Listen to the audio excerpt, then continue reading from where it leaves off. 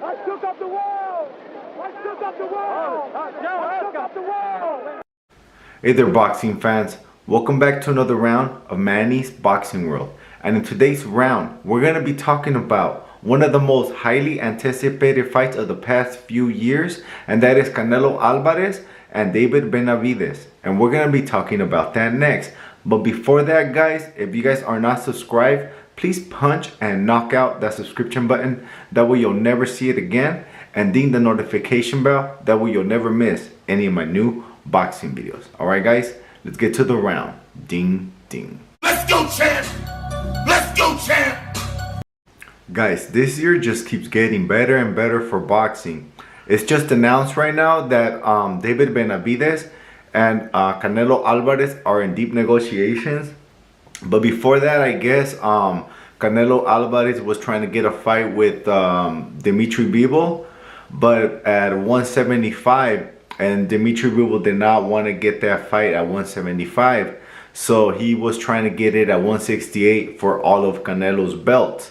But I guess Canelo didn't want to fight him at 168, and not just that, even if he did fight him on 168, one of the belts was not going to be sanctioned, so he would have not been undisputed anyways, even if he would have fought Canelo Alvarez at 168.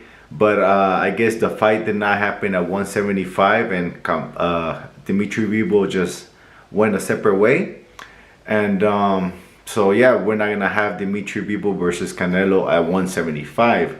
But the good thing is that Canelo basically just ran out of options, and he is gonna be fighting what's called David Benavidez at 168 September 16, and that is the date that's gonna happen. It's gonna be September 16 for the Mexico's Independence Day weekend. So I cannot believe that this fight is gonna happen. Guys, when they do start fighting, I hope it goes something like the fight we just had with Devin Haney and Lomachenko. That fight was good. I hope the David Benavidez versus Canelo Alvarez fight is something similar to that, and they throw a lot of punches like this.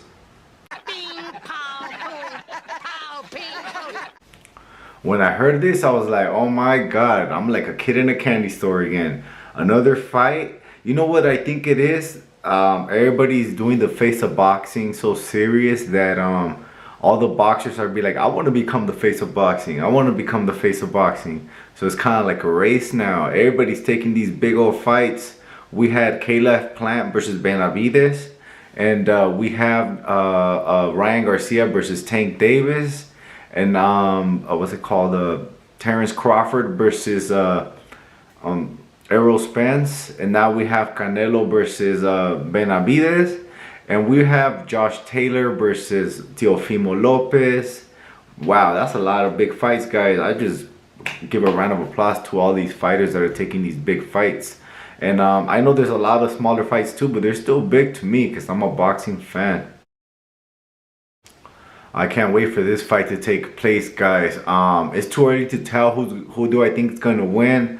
But based on Canelo's last performance with John Ryder, I'm not sure how well Canelo's gonna do. I know that fight took place in Mexico, and one time I did take a vacation to Mexico.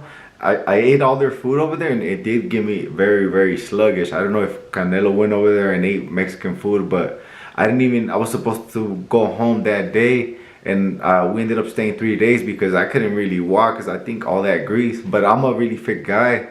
I don't know if it's because of that or you know what, Canelo's as fit as me, probably more. I mean, yeah, you know, he does all that training. I don't do that kind of training. So yeah, I mean, we're both fit people. Yeah, for probably. Right now I'm like 14-15% body fat, but I'm trying to get to 12%. I used to be at like 7 or 8% body fat, but I don't think it's worth it. I think 12% looks good. 15-14 is like borderline fit. Other than that, like 15-16% body fat, you're already kind of chubby. But yeah, he did look really, really sluggish in Mexico. I don't know if it's just wear and tear. I know he's a great fighter, but he did look really, really sluggish.